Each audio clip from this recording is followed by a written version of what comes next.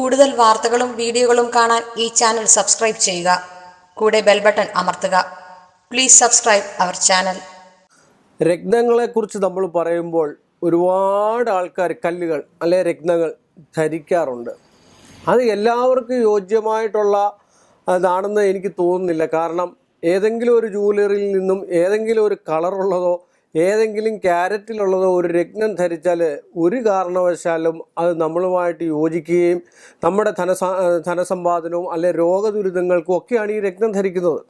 നവരത്നം എല്ലാവർക്കും ഏറ്റവും നല്ലതാണ്. പക്ഷേ നവരത്നം ധരിക്കുകയാണെങ്കിൽ നമ്മളുടെയൊക്കെ ഗ്രഹനില പ്രകാരം ഏത് ദശാകാലമാണെന്ന് ചിന്തിച്ച് ആ ദശയ്ക്കൊത്തതായിട്ടുള്ള രത്നങ്ങൾ ജ്യോതിശാസ്ത്രപ്രകാരം പറയുന്നുണ്ട്. ഇപ്പോൾ ശനിദശയാണ് ഇന്ദ്രനീലം, വ്യാഴദശയാണ് മഞ്ഞ പുഷ്യരാഗ അല്ലെ യെല്ലോ സഫയർ, ഇങ്ങനെയൊക്കെയുള്ള രത്നങ്ങൾ 2 ക്യാരറ്റിൽ കൂടുതലും അല്ലെങ്കിൽ 400 മില്ലിഗ്രാം വരെയുള്ള കല്ലുകളാണ് സാധാരണ ധരിക്കേണ്ടത്. ഈ യന്ത്രങ്ങൾ ഓരോ കല്ലിന് ഇപ്പോൾ മുത്ത് ധരിച്ചു കഴിഞ്ഞു കഴിഞ്ഞാൽ പൊതുവായിട്ട് ധരിക്കാവുന്ന ഒരു രത്നമാണ് മുത്ത്. മുത്ത് ധരിച്ചു കഴിഞ്ഞു കഴിഞ്ഞാൽ നമ്മുടെ രോഗപീഠകൾക്കൊക്കെ മാറ്റം ഉണ്ടാകുക, വശ്യത കൂടുതലുണ്ടാകുക, വിവാഹം കഴിക്കാതെ അല്ലെങ്കിൽ വിവാഹ തടസ്സങ്ങളുള്ളവർക്ക് ആ തടസ്സമൊക്കെ മാറി കിട്ടാനായിട്ട് മുത്ത് ധരിക്കാൻ ഏറ്റവും, അതുപോലെ മനസ്സിൻ്റെ പവർ, ഒരു പ്രാണായാമം ചെയ്യുന്ന പോലുള്ള ഒരവസ്ഥ മുത്ത് ധരിച്ചാൽ ഉണ്ടാകും. എപ്പോഴും സന്തോഷവാനും എപ്പോഴും എനർജറ്റിക് പവറും എപ്പോഴും ഒരു ശാശ്വതമായ ശരീരത്തിന് ശക്തിയും പോസിറ്റീവ് എനർജിയും ഒക്കെ ഉണ്ടാക്കുന്ന ഒരു സാധനമാണ് മുത്ത് എന്ന് പറയുന്നത്.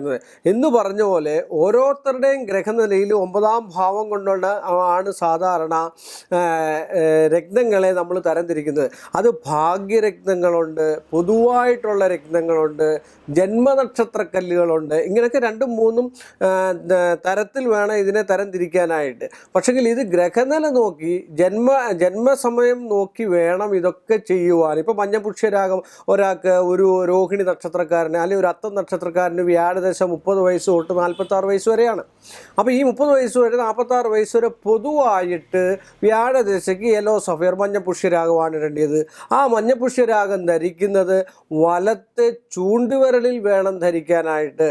അത് 2 ക്യാരറ്റ് അല്ലെങ്കിൽ 400 മില്ലിഗ്രാമിൽ കുറയാത്ത കല്ല് സ്വർണത്തിലോ വെള്ളിയിലോ അതത് മനുഷ്യരുടെ അല്ലെ അതത് ആൾക്കാരുടെ സമ്പത്തിനനുസരിച്ചിട്ട് അത് നമ്മളിപ്പോൾ ടെസ്റ്റ് ചെയ്യാവുന്നതൊക്കെ ഉണ്ട്. അത് നല്ല കല്ല് നോക്കി വാങ്ങി, നല്ല ജ്വല്ലറിയിൽ നിന്നും വാങ്ങി, അതിൻ്റെ സർട്ടിഫിക്കറ്റും ഒക്കെ വാങ്ങി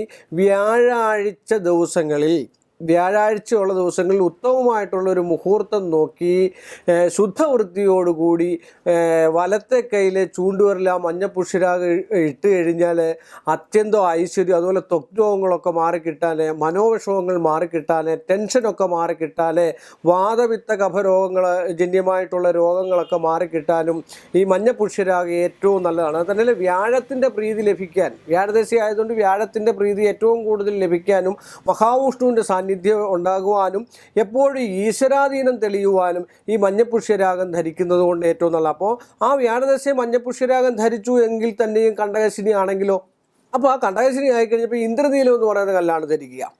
ആ ഇന്ദ്രനീലം ധരിക്കേണ്ട രീതിയിൽ ശനിയാഴ്ച ദിവസങ്ങളിലാണ് സാധാരണ ധരിക്കേണ്ടത്.